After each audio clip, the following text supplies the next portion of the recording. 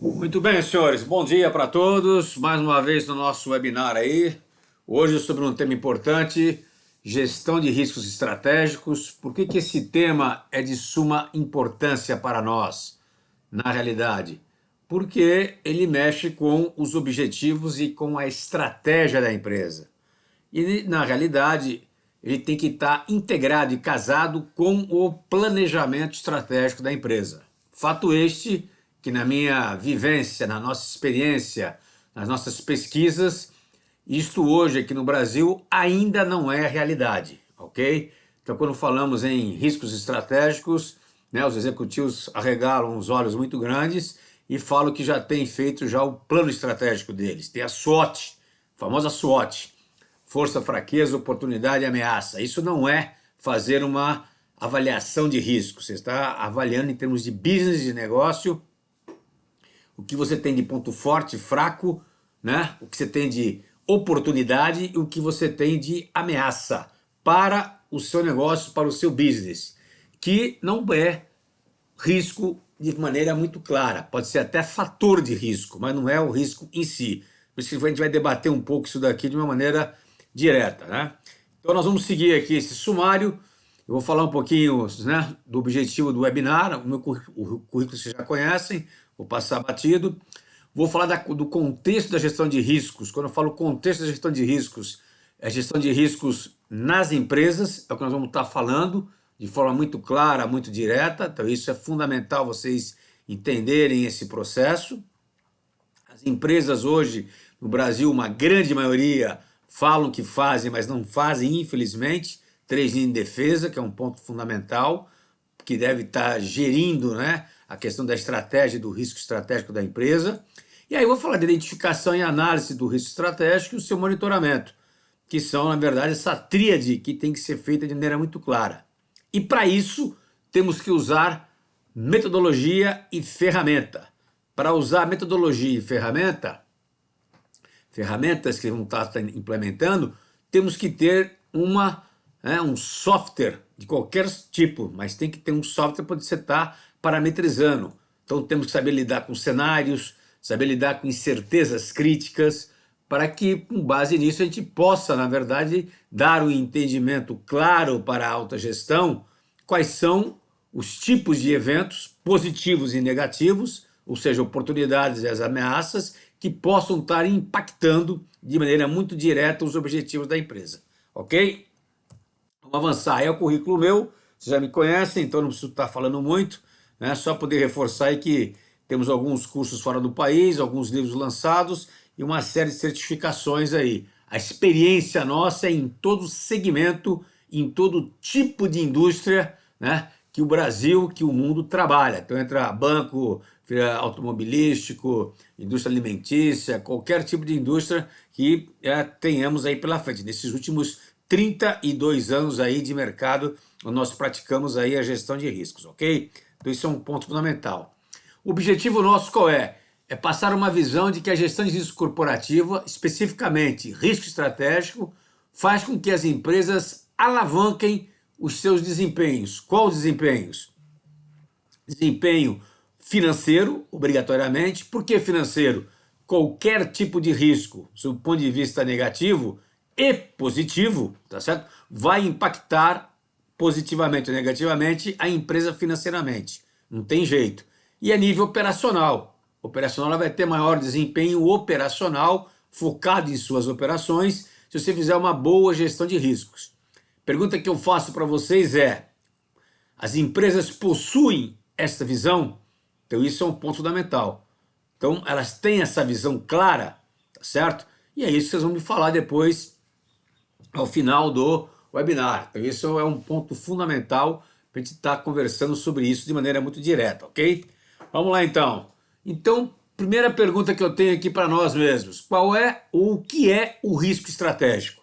Então nós temos que ter duas visões, dois enfoques, dois ângulos, né, de observação. O primeiro é o negativo, é qualquer evento, qualquer obstáculo, qualquer problema que vai possuir o quê? Um potencial de afetar materialmente, ou seja, ele vai ser materializado, e com isso, sendo materializado, ele pode impedir ou dificultar o quê?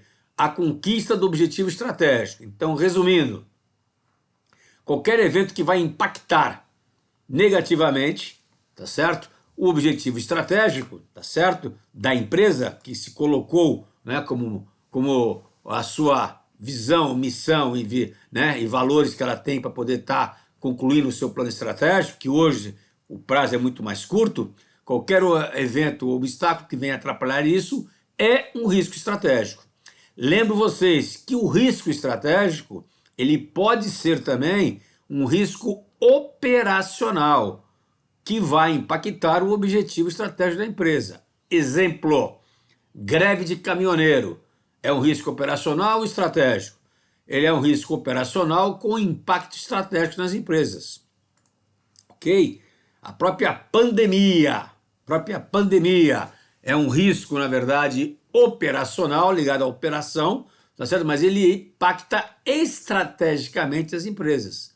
Então, o que nós temos que entender é que risco estratégico, não vai se levantar o risco estratégico da empresa, eu tenho que olhar sobre a ótica de riscos corporativos e sacar dos riscos corporativos e do ambiente externo aqueles eventos que possam impactar o meu objetivo estratégico.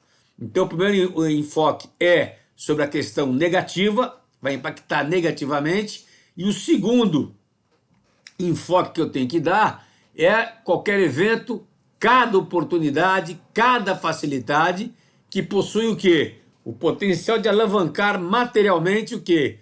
A conquista dos meus objetivos estratégicos, ou seja, vai ajudar eu a atingi-los mais rapidamente, ou diante do determinado evento que venha acontecer, eu, na verdade, vou ter que atingir novos objetivos, ou eu vou ter um position de mercado, um novo posicionamento de mercado. Um exemplo muito claro disso, que o risco pode ser positivo e negativo, inclusive ao mesmo tempo, é a pandemia, tá certo? Então a matriz, ela é invertida.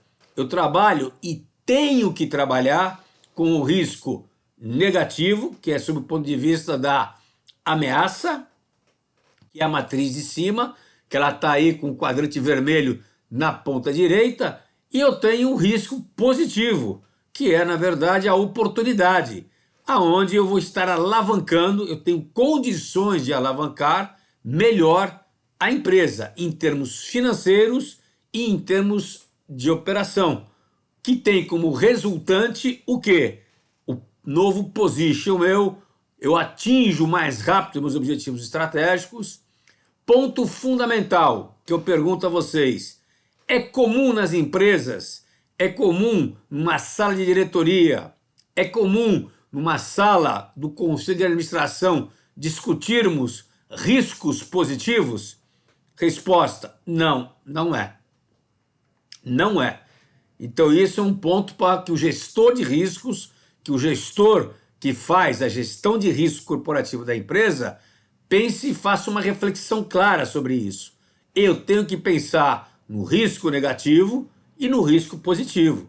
E tenho que avaliar isso daqui. Claro que isso aí é uma integração.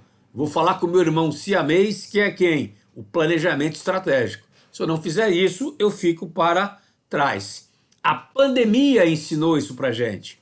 Então, quanto muitas empresas, não tiveram flexibilidade, não pensaram que ia durar muito tempo a situação da pandemia, e a maioria foram pegas de surpresa, outras tiveram o quê? Flexibilidade. Outras tiveram o quê? Que se reinventar. E outras cresceram na crise. Então você pega o pessoal que mexe aí com entrega a domicílio, tá certo? Empresas de logística, cresceram estupidamente. Você pega aí as farmaco, você pega os laboratórios, você pega os hospitais. Então são áreas que cresceram por si só. As empresas que fornecem insumos ou equipamentos e remédios para os hospitais cresceram. Empresas que visualizaram, tá certo? Determinados insumos que no Brasil não se fazia mais, começaram a fazer. Então isso já tem aqui no Brasil também, para poder acelerar a produção de vacina. Isso também já acontece, já está acontecendo. Pularam na frente. e não ficaram simplesmente esperando. Então, para que serve, na verdade, a gestão de riscos? Ela serve que você tenha um mapa mental daquilo que pode impactar negativamente e positivamente. Negativamente e positivamente o quê? O nosso negócio. Tanto as variáveis externas, no caso vocês estão vendo aí, na verdade, eu estou vendo aqui o risco econômico Brasil, estou vendo o risco político, tá certo? Isso são variáveis externas, onde a empresa não domina. Então ela tem que se preparar para a pancada. Mas a questão da cadeia de suprimento, o modelo do negócio, a mudança do consumidor, isso é um ponto importante, tá certo? Isso é um ponto fundamental. E os ataques cibernéticos? Então esse mapa mental eu tenho que montar do lado negativo e do lado positivo. Eu posso me dar bem se tiver uma crise política, ou me dar muito mal. Grande parte se dá mal, obviamente, mas eu posso me dar bem ou me dar mal. O risco econômico nosso, estagnação da economia, aí não. Aí o mercado fica, né, numa condição ruim. Mas, ao contrário disso, se eu for uma empresa que trabalha com seguro de saúde, eu vou me dar bem, porque vai ter muito mais exame, vai ter muito mais cliente indo a médico. Quer dizer, então a demanda vai crescer e eu vou me aproveitar desta demanda. Vou me preparar para essa demanda. Fato que muitas das empresas, né, muitos dos laboratórios não se prepararam. Aqueles que conseguiram se preparar a toque de caixa, na verdade, eles conseguiram, na verdade, dar o pulo do gato. Tá certo? Então isso é um ponto fundamental que vocês possam estar enxergando isso de maneira direta, tá certo? Algumas reflexões para que vocês possam pensar comigo. A gestão de riscos é uma responsabilidade de funções específicas ou atribuída à empresa como um todo? Então, se eu for seguir as 3 linhas de defesa, né, 3LD, como é chamada, eu estou falando que a gestão de risco ela é o quê? Descentralizada. Tem que ser descentralizada. Então, você tem uma função específica, mas essa função específica é tida, na realidade, tá certo? De maneira que de maneira descentralizada, não pode ser de uma forma centralizada. Por quê? Senão não consegue pensar fora da caixa e não consegue atingir, na verdade, os riscos lá embaixo, que são operacionais e que atingem estrategicamente a empresa. A sua empresa, segunda pergunta aqui, enxerga riscos como uma oportunidade ou uma ameaça? Tem que enxergar sobre os dois focos, sobre os dois ângulos. Ele pode ser uma oportunidade e pode ser uma ameaça. Então, preciso trabalhar sobre essas duas vertentes. Isso é um ponto fundamental. A minha abordagem na minha empresa é só porque o compliance pede, a legislação pede, a regulação pede, ou eu faço de fato para ter valor, para impulsionar o meu desempenho? Porque grande maioria das empresas, senhores, fazem para inglês ver, fazem para dizer que tem uma área de riscos e para cumprir simplesmente uma legislação. Ponto. Só que aquilo ali não roda. Não roda, que eu falo, num processo que deveria estar rodando, estrategicamente falando. Tá certo? Isso a gente enxerga bastante. Eu, brasileiro, enxergo bastante nas nossas pesquisas, na nossa experiência e vivência. Outra pergunta.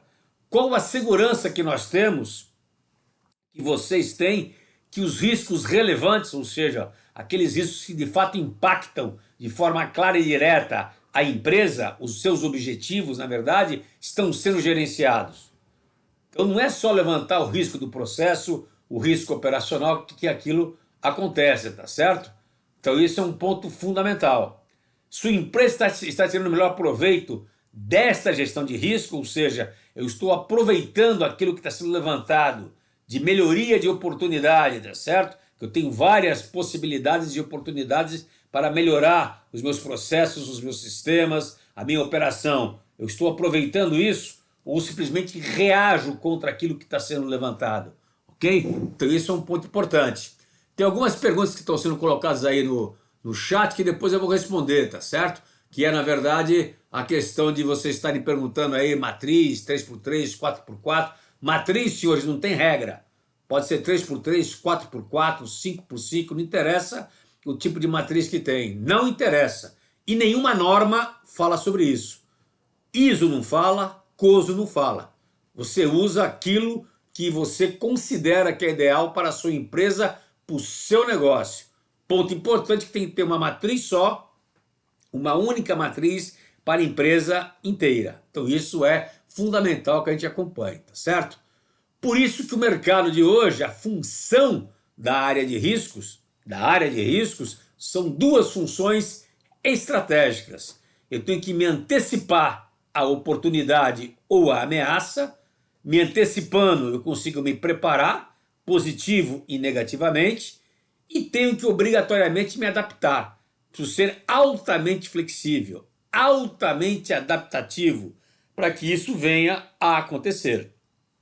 Então esse slide, onde eu estou vendo aí o retrovisor e estou vendo para frente, meio nebuloso, ele é estratégico esse entendimento. Por quê? Porque o futuro sempre será obrigatoriamente uma incerteza.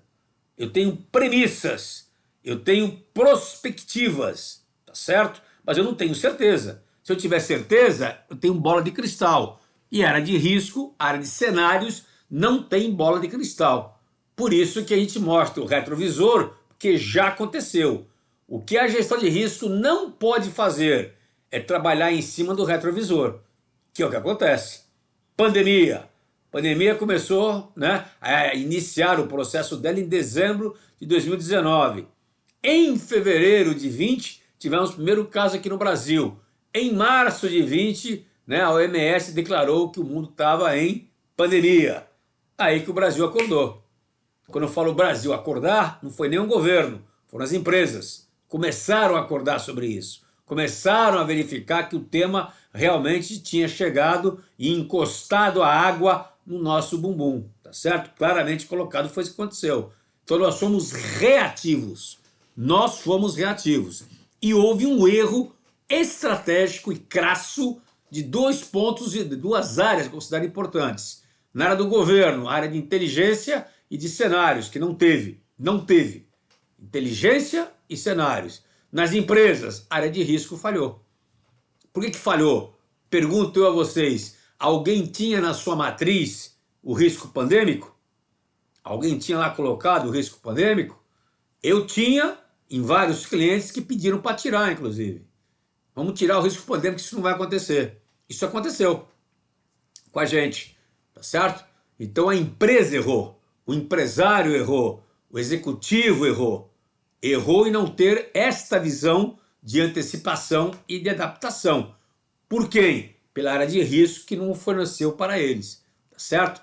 Então, o que nós temos aí pela frente em termos de mundo, né? Nós tínhamos um mundo que era VUCA, certo? Que era um mundo que era sobre a volatilidade, a incerteza, a complexidade e a ambiguidade.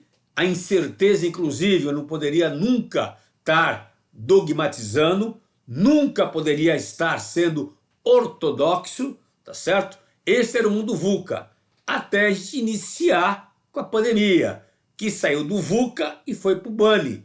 O BANI eu tenho que ser um antifrágil, ou seja, eu tenho que ter o plano A, B, C, D e E. Ou seja, eu tenho que estar preparado para situações que é onde o mundo é completamente instável. Ele é caótico, ele muda rapidamente. Eu tenho que ser ansioso. O que é ser ansioso? Eu tenho que ter aquela mágica corporativa. O que é a mágica corporativa? Eu tenho que fazer aquilo que eu considero ser o mais assertivo. Se errar, erro rápido, assumo o erro rapidamente e corrijo rapidamente. Essa é a grande sacada. Então você tem que ser ansioso. Não posso ser linear. Vou fazer o meu projeto em 2 anos, 3 anos. Não. Se eu tenho um prazo de 2, tenho que fazer em 1. Exemplo disso, agora que aconteceu na pandemia, vacina. Em quanto tempo se fazia uma vacina no mundo? 3 anos? 4 anos? Fizemos em menos de 1 ano e meio. Menos de 1 ano, na verdade. Primeiro começou em dezembro de 19, chegou em dezembro de 20, nós já tínhamos as vacinas prontas. Da Pfizer é um exemplo claro disso, tá certo? Comer etapa. E é claro, por comer etapa você pode ter alguns tipos de erros, mas isso vai se consertando, arrumando com o carro em movimento, tá certo? Alguém pediu para falar sobre benchmark de mercado. Benchmark de mercado em relação a quê?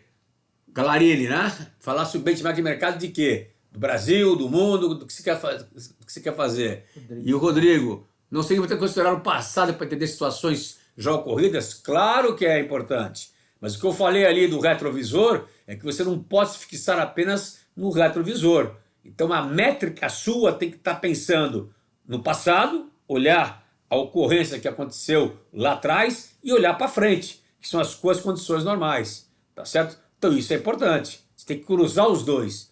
Tem que cruzar o passado com o futuro. Não só olhar o passado.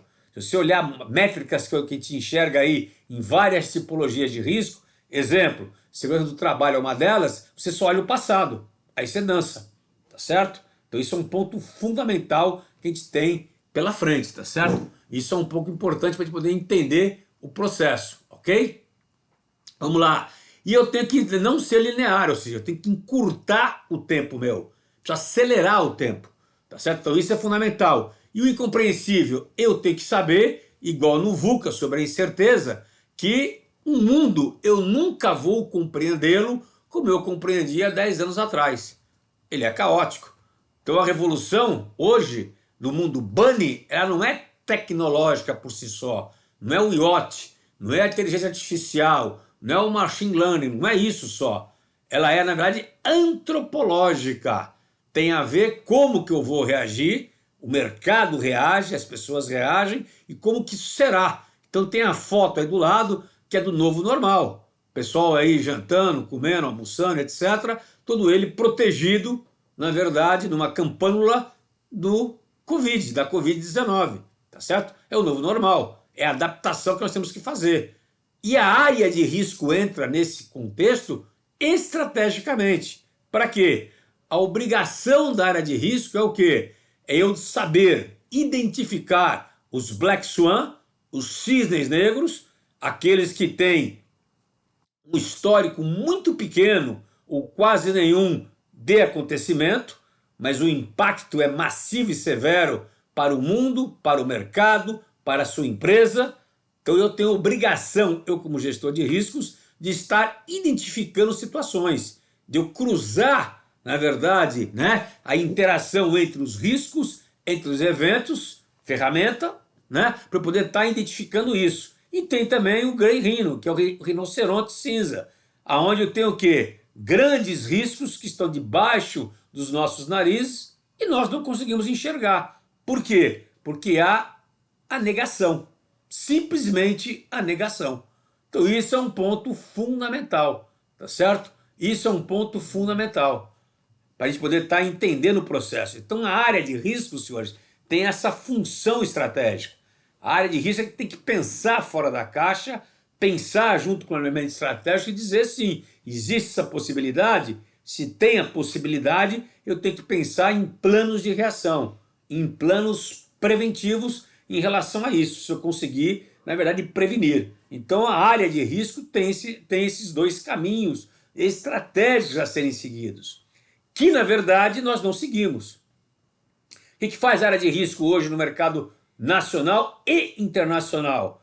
Inclusive nas grandes empresas aqui do Brasil. Segue o by the book. Segue o by the book. Então, benchmark que pediram aí para mim, segue o by the book. Eu vejo isso acontecer. Eu não vejo uma área de riscos sendo proativa, sendo ativa estrategicamente, sendo enxerida nas outras áreas, tem que ser. Não, ela segue o rito das empresas, que as empresas, principalmente as grandes, possuem casulos. O que são casulos? Cada área é o seu castelo e, teoricamente, o castelo é intransponível. Tem executivos que não deixam a área de risco ou se deixam a área de risco entrar, tá certo? Ficam bravos, chateados, porque ele está colocando o dedinho na ferida. Isso, senhores, existe. E aí a área de risco tem que estar debaixo de quem? Do presidente da empresa. Fato este que no Brasil, benchmark então, negativo, não acontece. Geralmente a área de risco está debaixo de um diretor. E de um diretor, às vezes, que tem conflito de interesse com a área de risco. Por quê? Se eu sou um diretor financeiro e tenho a área de risco debaixo do meu chapéu, Como é que a área de risco vai levantar pontos negativos daquela diretoria? Pergunto eu a vocês. Não levanta. Se eu sou um diretor operacional, né, de RH, administrativo, como é que eu vou levantar a área de problemas nessas áreas se meu diretor é o dono da área? Não levanto. Querem um exemplo claro? Claríssimo? Brumadinho. A área de risco de mina estava debaixo do diretor de Minas. E os gerentes de Minas, né, ganhavam um bônus em relação a isso, tá certo? Em relação a isso daqui, de maneira muito clara e direta. Tá? Então isso é um ponto fundamental para vocês poderem ficar ligados em relação a isso, tá certo? Ligados em relação a isso de maneira muito direta. Então isso é um ponto para poder pensar e raciocinar. Se a área de risco não estiver numa posição estratégica da empresa, tá certo? Nós temos, na verdade, que estar verificando o que está, né, havendo para que eu não possa ter problemas de barreira de comunicação. Por isso que é importante as 3 linhas de defesa. Nas empresas, benchmark, acontece o quê? Essa imagem que vocês estão vendo aí na tela. As áreas, né, se interconectam, mas há uma sobreposição de funções. Isso acontece bastante. E com essa sobreposição de funções, onde eu tenho controle interno, auditoria interna, TI, cibernético, compliance, cada um quer fazer a sua gestão de riscos, cada um quer fazer a sua metodologia, isso dá conflito. Isso dá, na verdade, um bom caldo negativo, tá certo? Porque ninguém se entende. Dá uma boa salada russa. E afeta o quê? A performance do nível operacional. Não, a área de risco na empresa, ela é magnânime. Ela dá o critério, ela cede e sugere a política. Ela sugere a metodologia que a empresa vai usar. Então isso é importante. Ela tem que fazer isso. Ela leva isso para quem? Para o presidente leva para o conselho, se tiver conselho. Se não tiver conselho, né, nos gurus ali, nos diretores da empresa, toma decisão. Mas é uma área só que leva.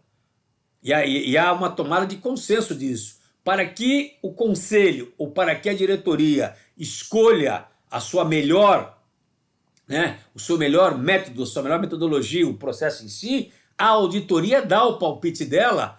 O palpite dela, que eu falo, é um parecer por escrito. Então a auditoria vai o quê? Auditar o processo para saber se o processo que a empresa está escolhendo é parrudo o suficiente para isso. Pergunto aos senhores, a auditoria faz isso? Também não faz. Tem auditorias em empresas que eu conheço, empresas grandes, onde ele tem um processo dele de análise de risco. Ridículo isso.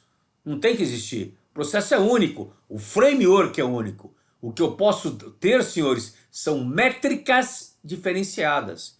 O que eu posso ter são algumas ferramentas tendo em vista a característica da tipologia diferenciada.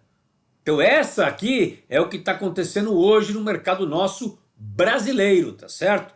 Então se você pegar, por exemplo, as 3 linhas de defesa, onde a primeira linha de defesa é a área da operação em si, tá certo? Essa linha da operação, as áreas operacionais, tem que fazer sua análise de risco. Claro que não pode ser a Bangu. Ela tem que ser feita como? Através de uma diretriz que a empresa fornece para elas. Quem fornece para elas? A área de gestão de riscos. Só que isso é o básico que ninguém faz. Ninguém faz. Ninguém pratica isso claramente. Então tem que quebrar o casulo. Tem que ser top-down. Tem que ser chicote na primeira linha de defesa. Não tem jeito. E a segunda linha de defesa, que é a gestão de risco da empresa, se reporta para o presidente diretamente, tá certo? E ao mesmo tempo ela é facilitadora, tá certo? Que ela facilita para a primeira linha, treina a primeira linha, e ela faz o quê? Ela faz também a sua verificação se está sendo correto, tá certo? Silva. O controle interno e risco operacional na mesma gerência é de interesse? Não, não é, Silvia. Por que não é? Só existe controle interno porque existe risco. Inclusive, vem aqui nas 3 linhas de defesa ficar muito claro, muito colocado isso daqui, que controle interno e gestão de riscos hoje é uma coisa só. Por que é uma coisa só? porque você, inclusive, otimiza recurso. Eu vou verificar o quê? Eu vou verificar se os controles da primeira linha estão o quê? Suportando os riscos que são considerados os inerentes críticos. A área de risco verifica isso, auxilia isso. Então, aquela área de controle interno que tem em muitas empresas, que é isolada, sozinha, eu pergunto, o controle interno conhece a empresa inteira? Não. Conhece o operacional? Não. Então, por que tem controle interno? Só tem controle interno porque existe risco. A função da área de controle interno é suprir os riscos, senhores. É escrever políticas para suprir riscos, para diminuir o risco da empresa. Então, se eu tenho uma área de controle interno separada da área de risco, eu estou criando um casulo. E aí não chega a lugar nenhum. Então, a área de controle interno tem que estar integrada com a área de riscos. Galarani. Tá certo? A apetite e tolerância, capacidade, fale um pouco. Vou falar um pouquinho mais na frente, tá certo? Você aguarda um pouquinho mais que eu vou falar nisso especificamente. É importantíssimo ter isso daí. Tá certo? Risco de crédito e área de risco. Quem define a política? A área de risco define a política, inclusive de crédito.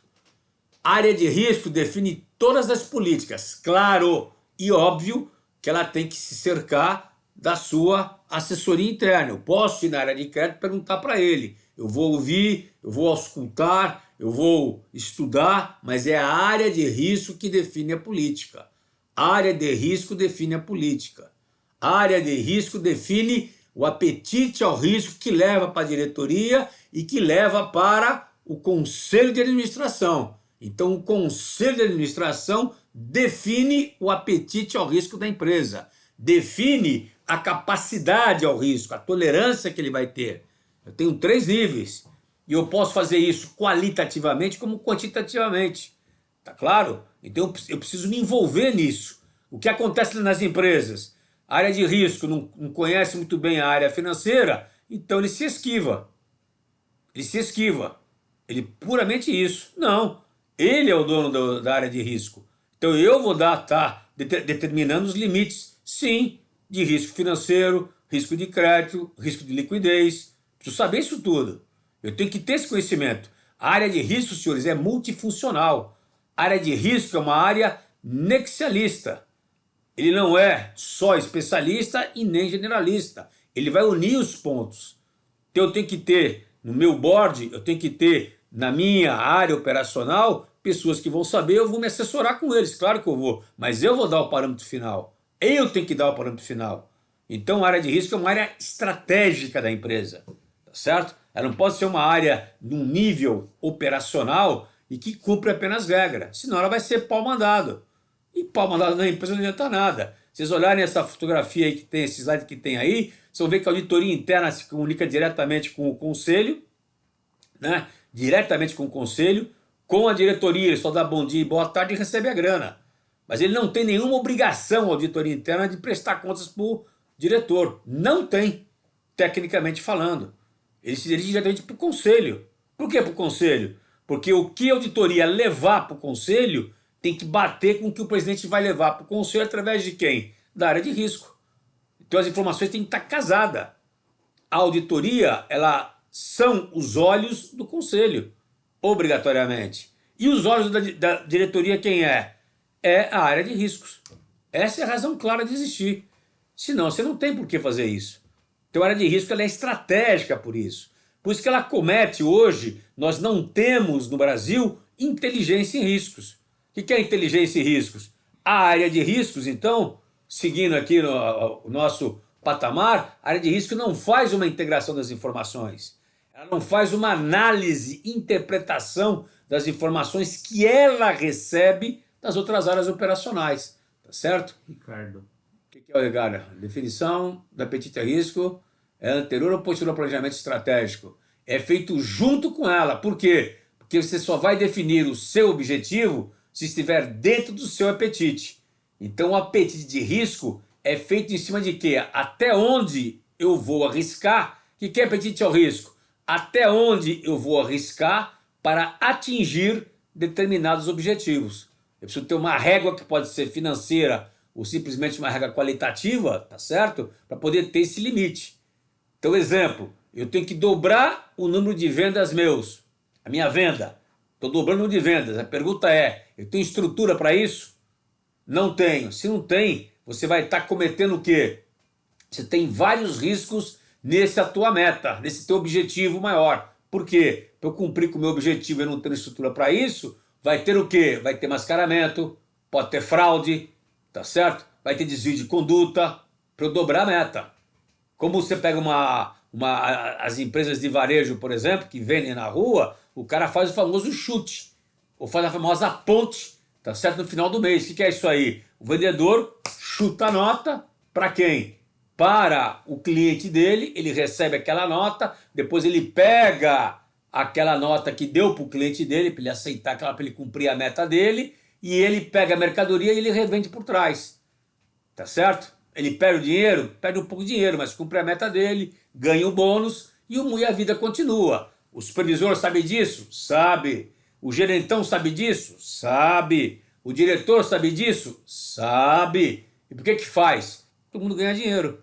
Luiz Roberto. Até a hora que estoura a bomba, tá certo? Professor, quais os princípios mitigadores de riscos financeiros? Essa pergunta é boa, hein? Principais mitigadores de risco financeiro é você ter os seus balizadores, os seus contrapesos, e daí depende de empresa para empresa, não existe uma regra básica para que você possa seguir. Vai ter que ter uma política de risco financeiro, vai ter que ter uma política, pega a parte financeira, a parte de crédito, a parte de liquidez. Então, exemplo, na minha carteira de clientes eu não posso ter carteira de cliente com um cliente grande, um único cliente grande. Se ele quebrar, ele dança. Se ele entrar em questão de não ter liquidez, eu danço em relação a isso. Então eu vendo só para o governo, eu fico a pé. Eu não posso vender só para o governo. Se tiver um choque político, eu danço. Isso é uma das regras básicas mitigadoras, de risco financeiro. Faço muita exportação, então eu estou pendurado no dólar. Eu tenho que ter o quê? Tem que ter hedge, preciso ter seguro disso daí, obrigatoriamente.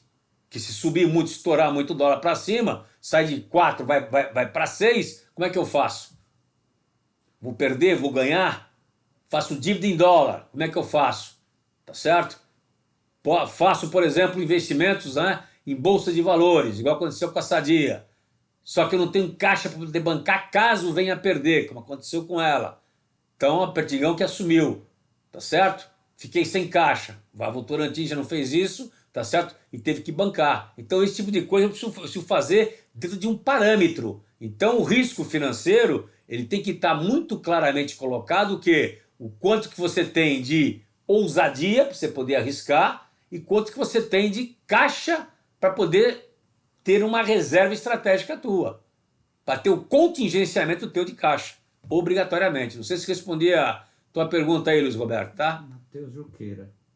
Fale. Com a auditoria interna, entende-se que há conflito de interesse com a área de risco e controle interno? Não, senhor. A auditoria interna ela vai auditar a área de risco e controle interno. Auditar. Auditar o quê? As funções que ela está fazendo. Nesse slide que você está vendo aí do lado direito teu, é o famoso efeito cebola. O que é o efeito cebola, na realidade? A área de risco vai na primeira linha, verificar se a área de risco, se o pessoal da primeira linha está cumprindo com a política e com o processo de riscos. A auditoria interna, se olhar ali, vai na área de riscos, verificar se ela está fazendo aquilo que está em cima de vocês, tá certo? Desse slide. Ela centraliza as informações, a área de risco enxerga os riscos mais relevantes, enxerga os controles mais relevantes, por quê? A auditoria faz a auditoria naquilo ali, vê se está certo, pega aquela informação e vai na primeira linha. Fazer o quê? Testar controle.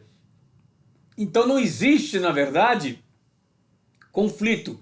Existe o quê? Uma sobreposição, obrigatoriamente, de segurança em cima disso.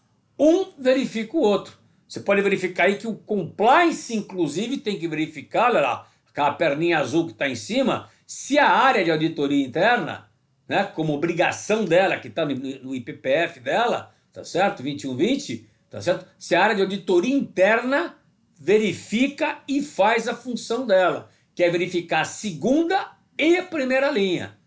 O que acontece hoje no mundo /Brasil?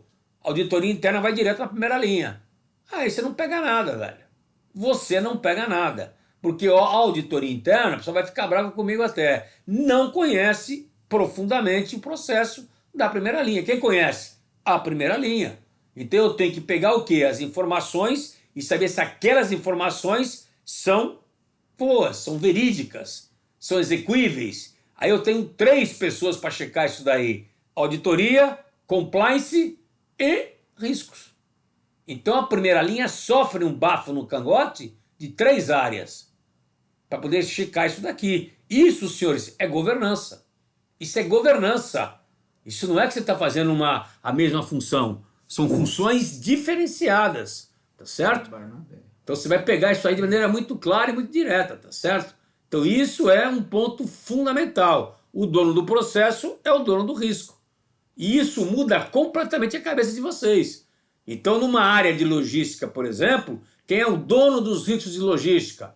É o diretor de logística, é o gerentão de logística. Isso em todos os tipos de risco, a tipologia toda. Não tem esse papo, não sou especialista em segurança, não. É a função dele. Ele pega o gestor de segurança, por exemplo, e vai o quê? Se aconselhar com ele. Ele vai pegar as dicas dele, mas a área de segurança não é e não pode ser responsável pela segurança da logística, velho. É o dono da logística, é o dono da grana. Ele conhece o processo. Não tem jeito. E nós fazemos aqui a coisa inversa. Então a estratégia em defesa é um processo estratégico, é um modelo de governança estratégico, aonde tem uma sobreposição de segurança, que é o chamado efeito cebola, a segurança em camadas, que um dá proteção para o outro. Nesse caso específico, se isso funcionar, você não tem fraude. Agora, se eu eliminar a segunda linha, por exemplo, fica uma distância grande entre a auditoria e a primeira linha. A auditoria só vai checar o quê? O retrovisor. Já aconteceu, já levei a paulada, já era. Não tem por que a gente ficar nisso. Isso, senhores, hoje é benchmark de mercado. Barnabé. Tá certo? Já respondi já. Entendeu? Já. Ok, vamos lá. Outro ponto importante que vocês estão vendo agora aqui, ó. Processos desagregados, inúmeras matrizes de risco. Por quê? Isso é miopia. É miopia que a empresa tem. Ela tem por quê? Porque a área de tecnologia tem uma matriz, a área financeira tem outra, a área de operação tem outra, a área de safety tem outra, e aí vira uma salada russa, vai levar para o conselho, vai levar para a diretoria várias matrizes de risco. Qual é a certa? Todas estão certas. Eu tenho que ter uma única diretriz, tem que ter um único ponto de forma muito clara. A área de risco, vendo o slide vendo a figura do lado direito aqui, é um guarda-chuva onde a área de risco é dona de todos os tipos de risco que a empresa tem. É igual ao banco. O banco hoje só tem um único diretor de risco, que é o Chief Risk Officer, por regulação. Ele é dono do crédito, da liquidez, do financeiro, do operacional, de TI, do cibernético. É dono de tudo. E o CPF dele está no Banco Central. Não tem papo, não tem conversa. Então é assim que tem que fazer. Ele dá uma diretriz mãe. E ele conta com o pessoal da área que é especialista para auxiliá-lo, obviamente. Então isso é um ponto fundamental, tá certo? A figurinha de cima aí que estão vendo azulzinha, a abrangência da área de risco corporativo vai da onde a onde? Desde a prevenção até a recuperação. Então eu não posso ter uma área dentro da minha empresa que ainda existe, que é um absurdo, você ter uma área de gestão de risco e uma área de continuidade de negócio. Não existe, senhores. A continuidade de negócio é uma resposta ao risco. Isso é estratégico. Como é que eu vou estar levantando cenários de descontinuidade se eu não sei quais são os riscos que a empresa possui? É uma área só. É uma área só. Mesma coisa com controle. Eu tenho que saber, riscos, quais são os controles eficazes. A minha primeira linha faz um walkthrough, eu vou checar esse walkthrough. Já a auditoria vai testar o controle, muito mais rigidamente. Tá certo? Para verificar se aquilo é gato ou não é gato. Para eu não comprar, né, gato por lebre ali, na verdade. Então eu tenho que saber isso daqui. Eu tenho que entender esse processo. E isso, senhores, é estratégico. Isso é um ponto fundamental que eu tenho que saber. O COSO RM 2017, ele mudou completamente. O COSO RM é o COSO Enterprise Risk Management, ou seja, gestão integrada de riscos. E ele colocou a área de riscos numa função estratégica, lá em cima. Olha, vocês estão vendo aí nessa imagem agora, que vai estar aparecendo para vocês o que? A estratégia de negócio, os objetivos e o desempenho que eu tenho da minha empresa, ela está rodeada de riscos. Minha função estratégica é saber quais são esses riscos. Eu tenho que saber se o meu risco, que eu estou levantado, tá certo? Se a minha estratégia de riscos está apoiada na missão, visão e no valor da empresa. Eu tenho que gerar valor. Então a área de riscos gera valor. Então esse macro framework aí é para que as áreas entendam qual é a função da área de riscos, obrigatoriamente. E isso o pessoal não entende muito bem ainda. Porque se vocês olharem o próximo slide que tem o framework do COSO ERM 2017, vocês vão ver que não tem uma palavra nele escrita aí de risco. Então ele ajuda sim a tratar, né, na questão 2, na fase 2, o desenvolvimento da estratégia. Por quê? Ele tem que saber se o caminho que a empresa vai seguir para atingir tal objetivo está dentro ou fora do seu apetite. Se está dentro ou fora, na verdade, se tem muito ou pouco risco a ser o quê? Enfrentado por essa estratégia, por esse objetivo. Se é muito ousado. Claro que essa é uma decisão do conselho/diretoria, mas eu tenho que alertar, obrigatoriamente. Eu tenho que alertar e dizer para eles quais são os riscos que a estratégia possui, os riscos que os objetivos que foram colocados possuem. Senão vai acontecer igual ao Wells Fargo dos Estados Unidos em 2018, onde foi colocado metas extremamente ousadas, exemplo, dobrar o número de contas, e houve fraude. Houve fraude, que tinha que haver. Como é que eu vou dobrar a meta de uma hora para outra? Como é que abriu 500 mil cartões de créditos falsificados? 1 milhão de contas falsas, a troco de quê? Risco não viu? Compliance não viu? Área de controle interno não viu? Ninguém viu. Todo mundo é cego, surdo e mudo. O diretor não viu. O presidente não sabia. Claro que sabia. Óbvio que sabia, senhores. Então o que teve lá foi conivência.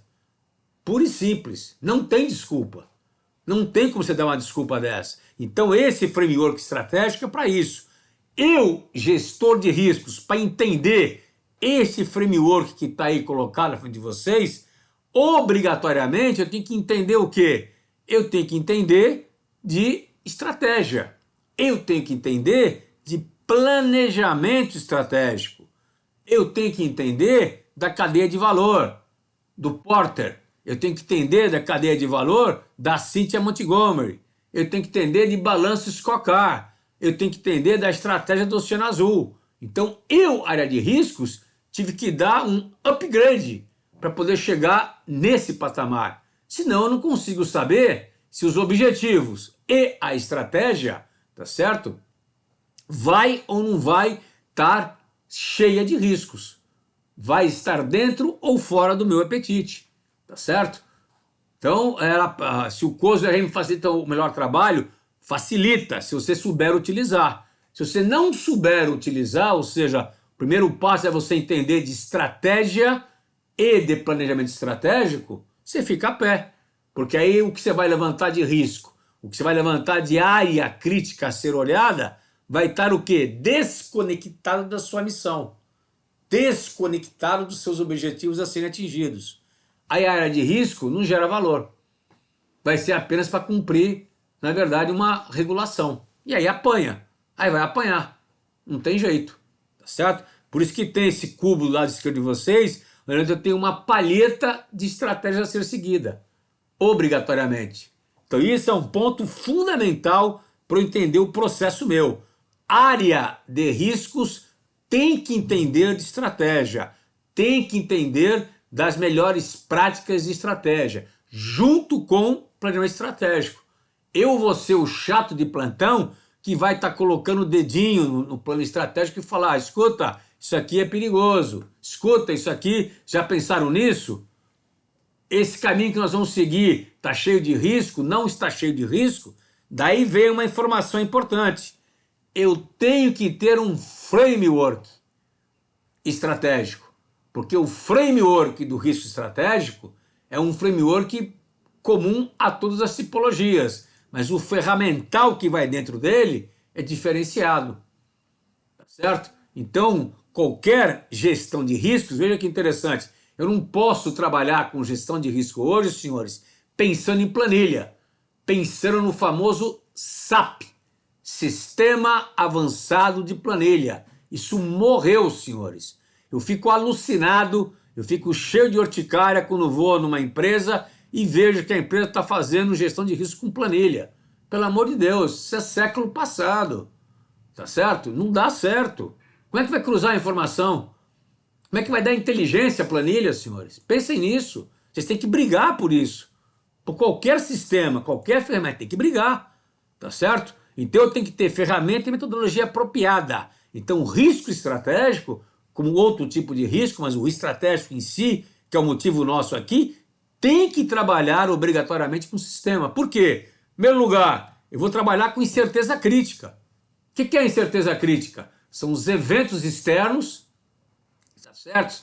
Que se vierem a ocorrer, vierem a se materializar, podem me impactar, positivo ou negativamente, mas vai me impactar. Por isso que a incerteza crítica é o quadrante lateral aqui vermelho, onde você tem o quê? Baixa, né?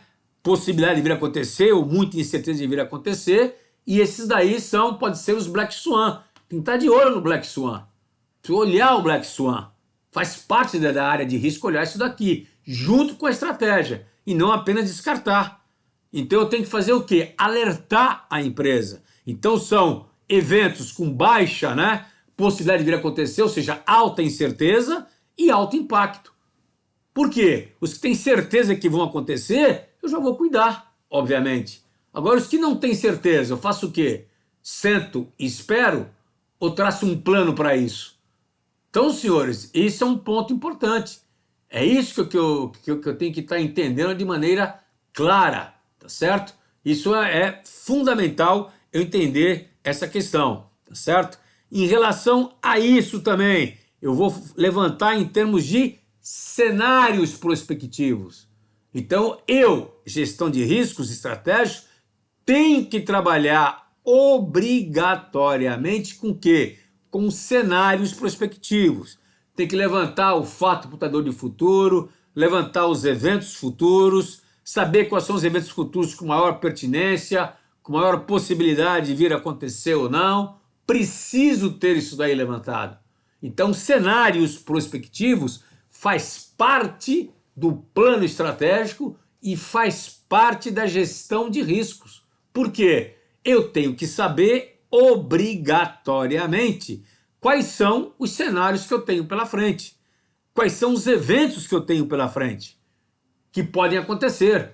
Então eu tenho que levantar isso daí. Então cenários prospectivos é parte do ferramental de um risco estratégico, senhores. Não tenho como escapar, tá certo? Então aqui no caso vocês estão vendo esse exemplo aí, esse desenho, esse chart aí, o que isso significa? Significa uma matriz de quais eventos que foram selecionados, os eventos chamados eventos futuros, tá certo?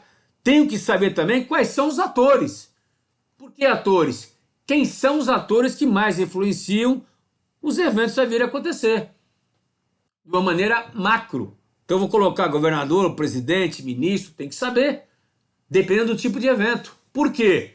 Eu poder monitorar.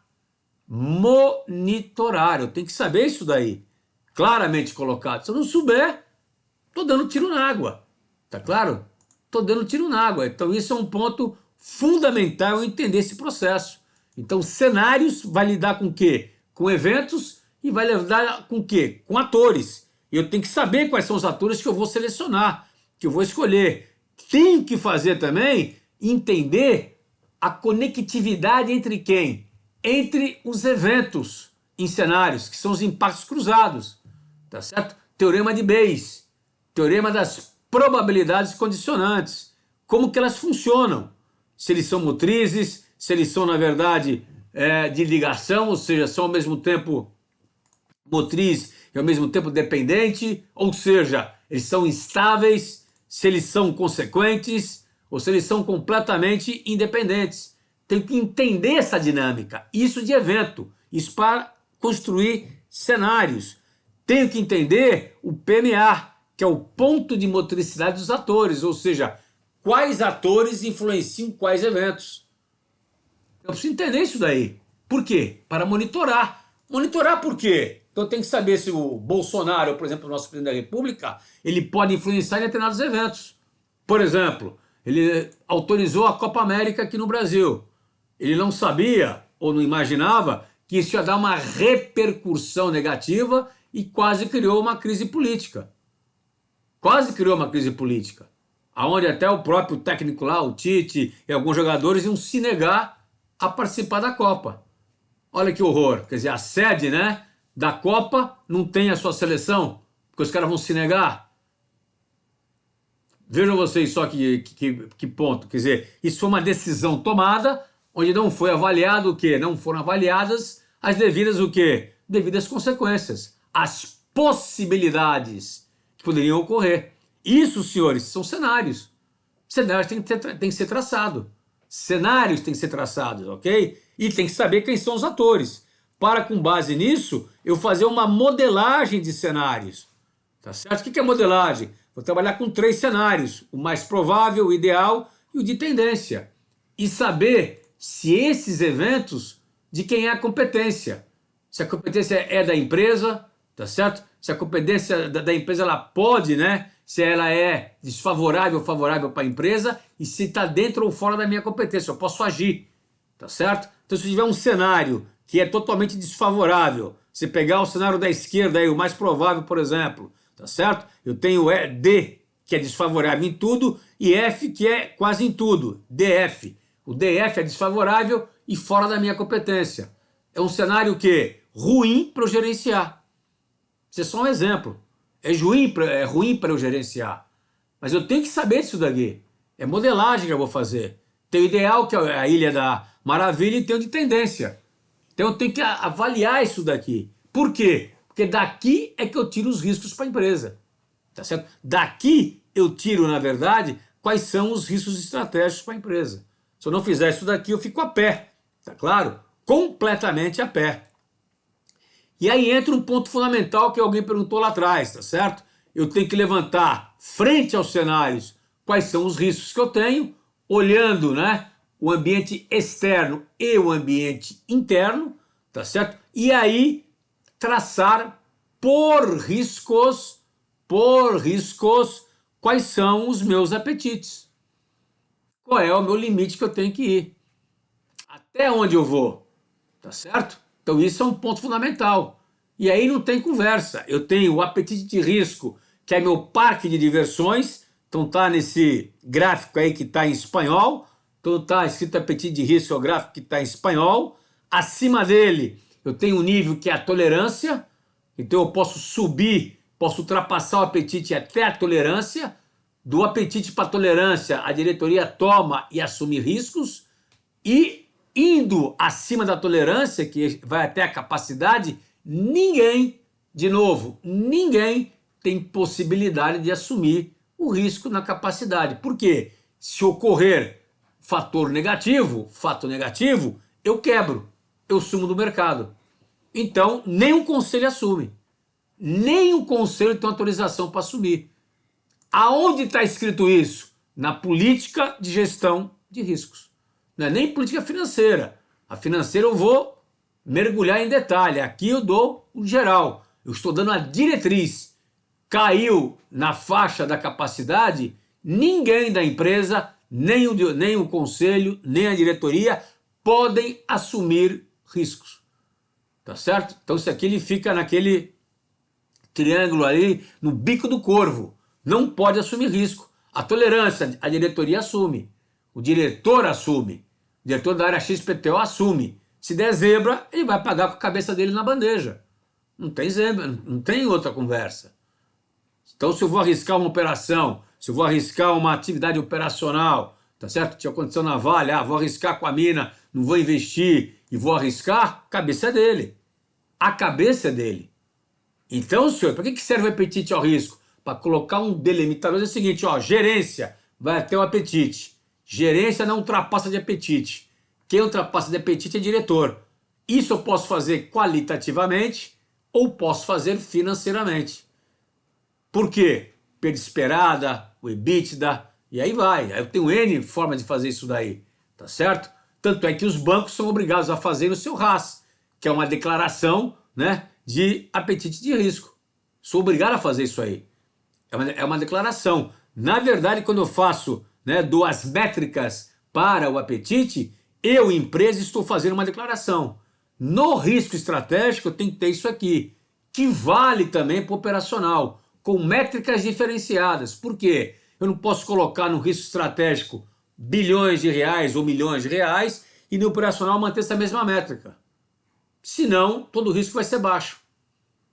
Então, eu tenho métricas diferenciadas, obrigatoriamente. Então, isso é importante. Para cada risco, eu tenho que levantar o apetite, para saber se está dentro ou se está fora. No risco estratégico, importante, pega uma ferramenta da área de cenários prospectivos e uso na área de riscos. Para saber o quê?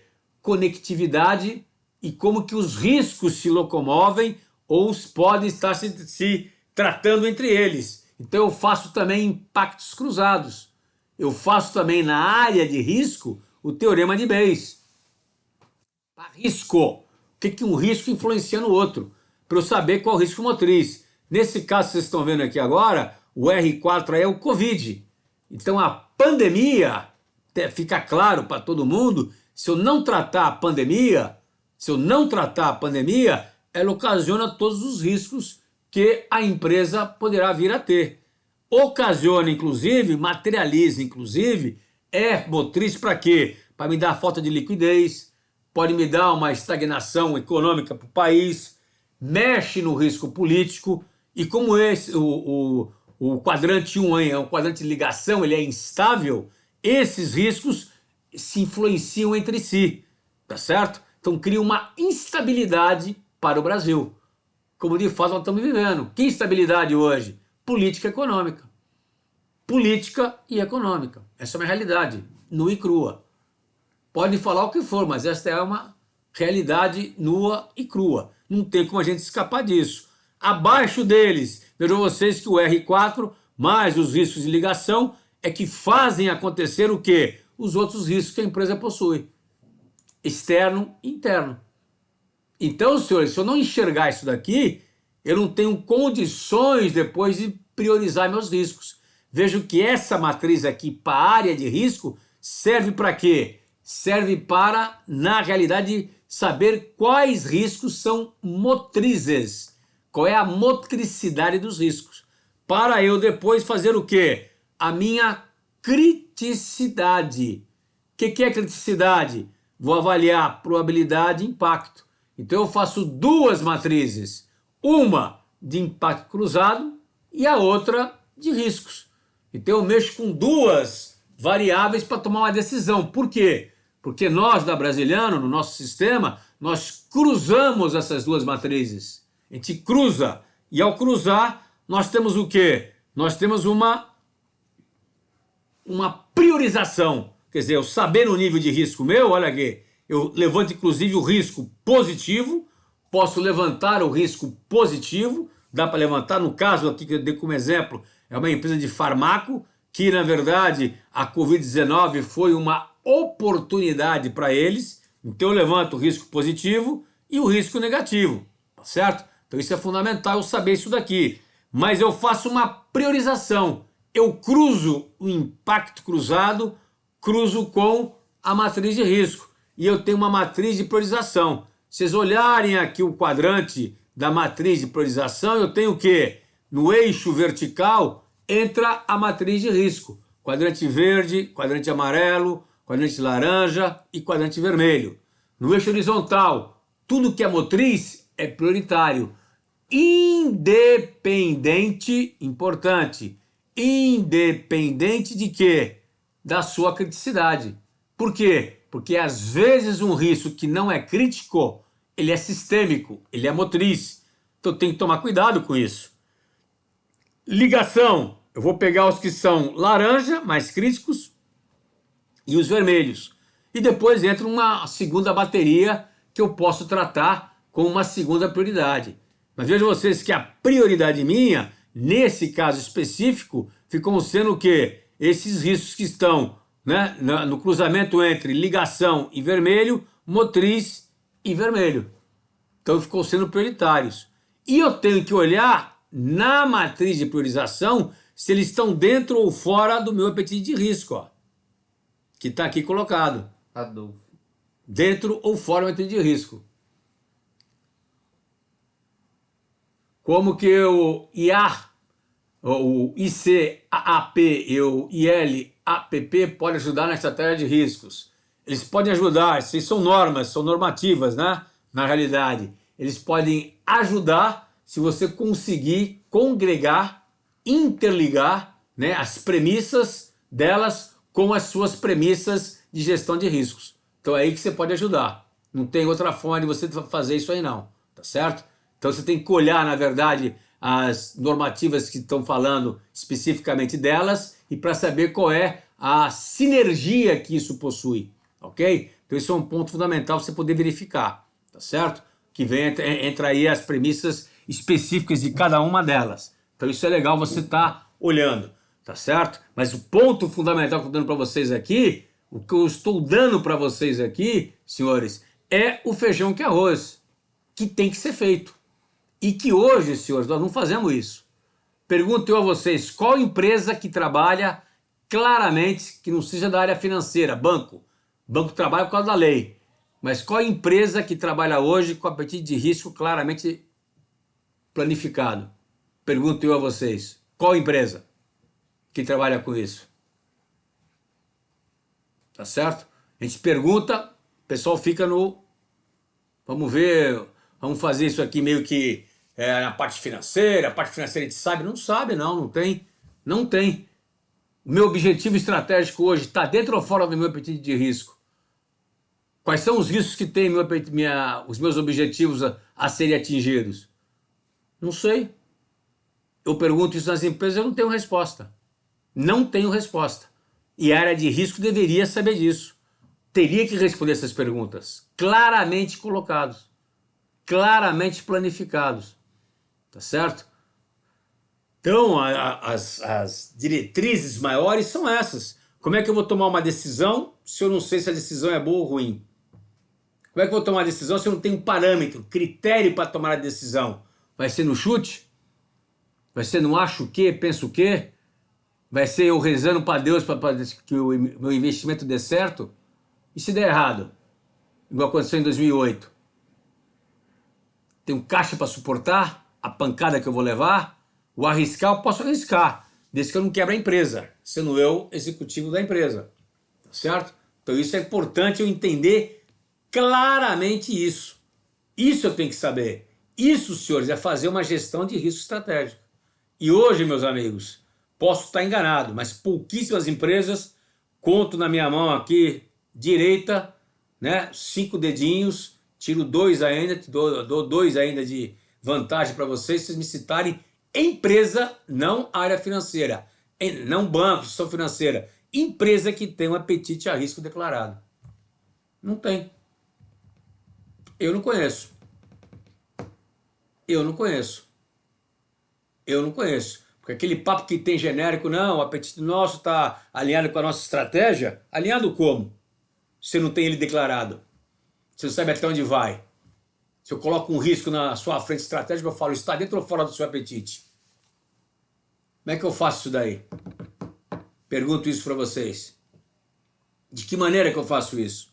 Então eu posso até colocar de uma forma qualitativa, que está colocado aí no slide aí para vocês poderem olhar, que eu tenho o apetite da minha posição 3, por exemplo, e eu tenho a minha criticidade que está na minha posição 2, que é a mesma posição da matriz, tá certo? Então é 3 menos 2, fica o quê? Fica numa posição 1, então ela está numa posição equilibrada. Já a minha tolerância está no 2 e a minha criticidade está no 3. 2 menos 3 menos 1, está fora. E esses que estão com a urgência aqui, se olhar, ele está na posição 1, então ele está na capacidade máxima, está no bico do corvo, lá em cima da matriz lá de direito, tá certo? E eu estou aqui no meu nível de risco aqui, que está no 3 aqui, ó. Então eu tenho 1 menos 3 menos 2. Estou numa situação ruim. Tá claro?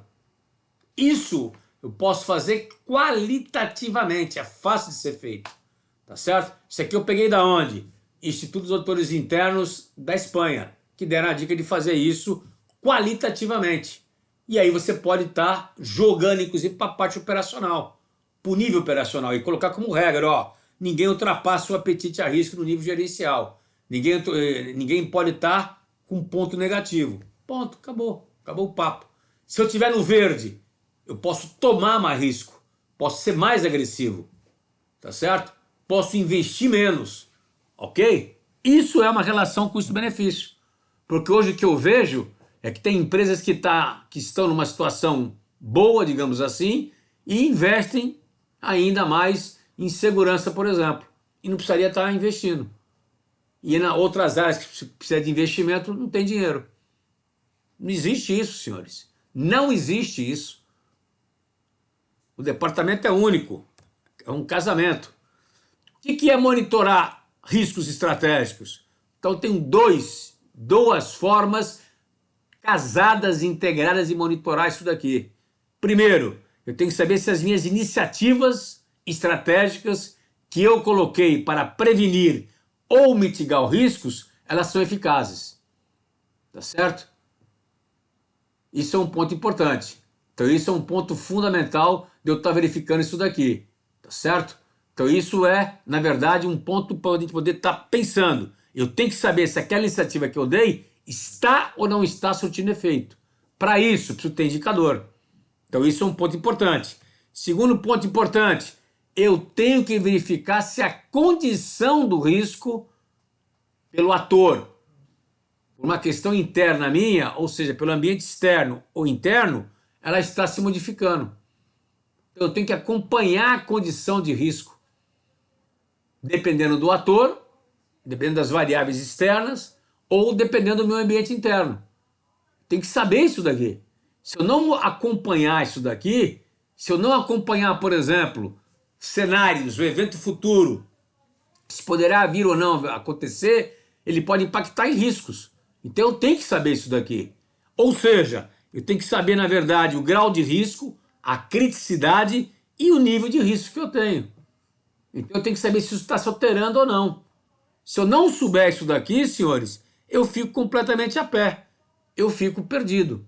Eu não tenho nada, na verdade. Tá certo? Então, o que até falou aqui, o Emerson, por exemplo, falou que tem muito papel, né? Realmente se tem muito papel e nenhuma ação. Isso é verdade. Isso hoje acontece com a gente. Porque eu vou em reunião de conselho, participo de reunião de conselho, e por incrível que pareça, eu vejo algumas aberrações, aonde a área de riscos possui, para poder apresentar para o conselho, 5 minutos, 8 minutos.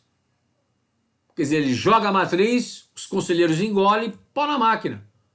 E ninguém sabe nada.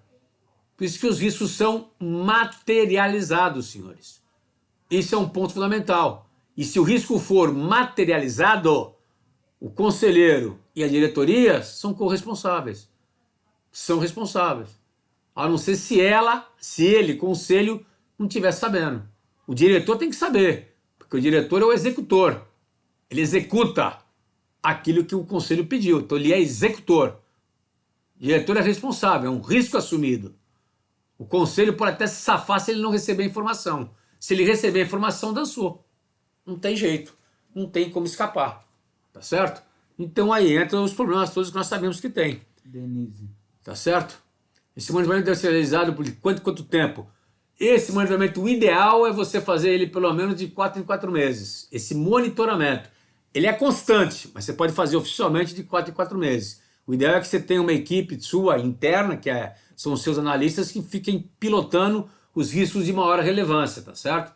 Tem alguma mudança estratégica, por exemplo. Então isso é importante vocês terem na mão, tá? Agora não pode colocar um trabalho de gestão de risco como acontece, Denise, tá certo? Um trabalho bonito, recheado, né? Sendo bem feito, coloca na gaveta hoje e daqui a 6 meses, 1 ano vai olhar. Já era. já não está mais válido. Então, de 4 em 4 meses, 3 em 3 meses, você tem que estar olhando isso daqui. O ideal é que você, os riscos mais relevantes, você fique com ele colocado. E tem que estar olhando. Pega um risco político, por exemplo, que pode afetar você e que afeta a questão econômica, que pode afetar o seu câmbio, por exemplo.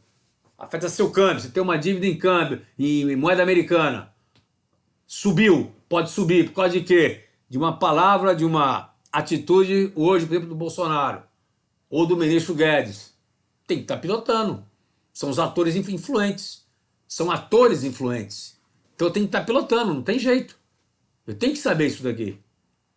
Alguém fala, alguém do governo, como já falou, uma besteira sobre a China. Faltou insumo. Não estamos hoje tão imunizados como poderíamos estar. Porque faltou insumo. Tá claro isso para nós? Então essa visão nós temos que ter claramente colocados. Então o monitoramento tem que ser feito. E eu não vejo também isso acontecer. Eu acho que é o erro que as empresas mais cometem, né? E é o 2 pecados capitais, quais são? 1, não faz comunicação em consulta. Não fazemos isso. Não tem endomarketing, não tem campanha, o conselho não sabe o que está acontecendo, não sabe o que está acontecendo, não sabe, hein?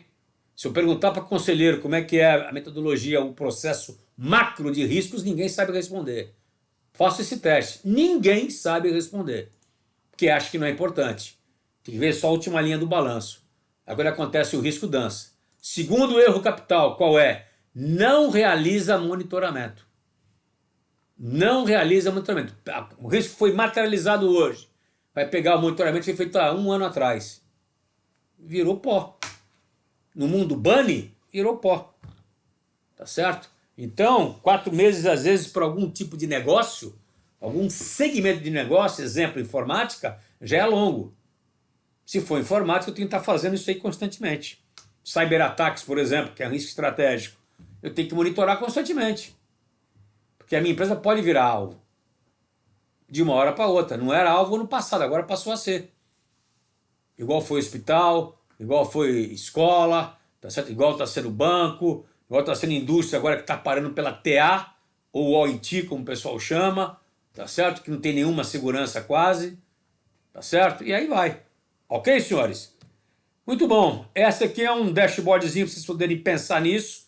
Se o meu nível de monitoramento estiver bom, ele estiver para baixo, então aqui a gente fez inverso à escala. Fizemos 1, 2, 3, 4, tá certo? Sendo 1 um negativo, lado contrário 1 fica sendo positivo, ou seja, o meu nível de risco vai estar sempre bom. Se o meu monitoramento estiver, na verdade, ruim, descompensado, lado contrário, o meu nível de risco vai estar horroroso. Então a balança tem que estar numa transversal e ela também não poderia estar equilibrada. Se estiver equilibrada, eu estou fazendo meia boca. Tá certo? Então isso é um ponto para vocês poderem pensar nisso daí. Então o monitoramento é fundamental. É uma função que hoje no Brasil não é e não acontece. Tá certo? Walkthrough é você fazer, na verdade, uma verificação se o seu controle é eficaz ou não. Com base em quê? No objetivo do controle, objetivo, e se ele cumpre aquele objetivo. Então você faz uma autoavaliação do controle. Quem faz isso? A primeira linha. Então o walkthrough que faz a primeira linha é o que faz isso. Tá certo? Isso é um ponto fundamental. Aí está escrito aí o Jodson, meu amigo Jodinho da Bahia. Esse monitoramento poderá ser feito por uma empresa terceirizada especializada em gestão de risco? Poderia ser feito. Você pode colocar uma empresa para ser responsável pelo seu monitoramento constante. Dá para terceirizar esse serviço se quiser. Não tem problema nenhum. Então, hoje em dia, como tem a LGPD, que tem aí o DPO, que pode ser, na verdade, terceiro, mesma coisa, você pode terceirizar essa função se você não tiver braço. Não há desculpa, senhores, de você não ter braço. Porque vocês podem terceirizar, contratar part-time, fazer o que vocês bem quiserem. Dá para ser feito. O que não pode é vocês ficarem parados esperando que algo não venha a acontecer. Todo dia rezando a Deus, todo dia colocando aí um santinho atrás da porta, colocando na verdade, né? Colocando uma cruzeta atrás da porta, colocando uma figa atrás da porta para evitar que o risco não venha a acontecer. Isso não pode ser feito, tá certo? Tenho que ter dashboards, preciso ter indicadores, indicadores. Para quê? Para acompanhar se o que eu estou fazendo está coerente ou não. Então, isso tem que ser feito, senhores. Tá certo? Ó. Isso tem que ser feito. Se eu não fizer, eu fico a pé. Eu não sei o que eu estou fazendo. Já falava Falcone, né? Lá atrás. Né? Ele bate muito nisso, né? Palavras dos gurus americanos. Aquilo que não pode ser medido não é gerenciado. Então eu tenho que medir. Se aquilo que eu estou fazendo está me dando retorno, está me dando resultado. Se eu não medir, eu fico a pé. Completamente a pé. Claro? Então isso é fundamental entender o processo. E como último chart nosso, tem aí os dadinhos, que eu gosto de jogar os dados aí para vocês, dizendo que a intenção de aceitar o risco não se equivale ao desejo irresponsável de se apostar na sorte. Ou seja, senhores, nós como gestores de riscos somos responsáveis em alertar a nossa presidência, nem diretoria, a nossa presidência, sobre a questão da criticidade e motricidade dos nossos riscos. E eu não posso pegar o dadinho e jogar e ir pela sorte. Eu não tenho esta competência, não posso ter essa competência, não posso ter esse apetite ao risco demasiado, tá certo? Então isso é um ponto importante, tá certo? Por isso a importância aí de mapear, né, os KPIs, na verdade, ter a cadeira cativa nas reuniões decisórias, né, de ser gestor. Fato este que não existe muito, né? Isso é uma pena, né? Porque a gestão de risco deveria estar numa posição muito mais estratégica do que ela está hoje nas empresas. Ok, senhores? Alguma pergunta, alguma dúvida? Então, algum questionamento que a gente poderia estar falando aí para vocês de maneira direta, de maneira clara?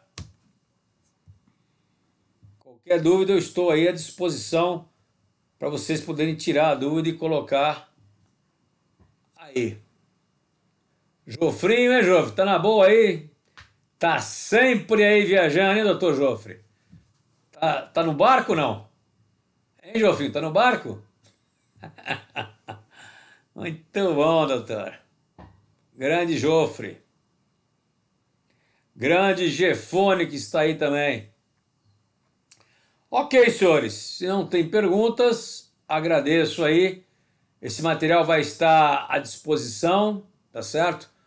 Para que vocês depois possam pegar e quem tiver alguma crítica, alguma pergunta, podem mandar o e-mail aqui para a nossa área de comunicação, que chega até mim e eu, na verdade, tenho condições de estar respondendo para vocês. Ok, senhores? Agradeço. Muito obrigado pelo tempo de vocês, pela paciência e até uma próxima vez, que vai ser daqui a 15 dias um outro webinar nosso aqui, comentando mais algum assunto nosso que eu considero de extrema importância. O material vai ser disponibilizado? Sim, vai ser disponibilizado. Ok. Senhores, muito obrigado então. Até a próxima.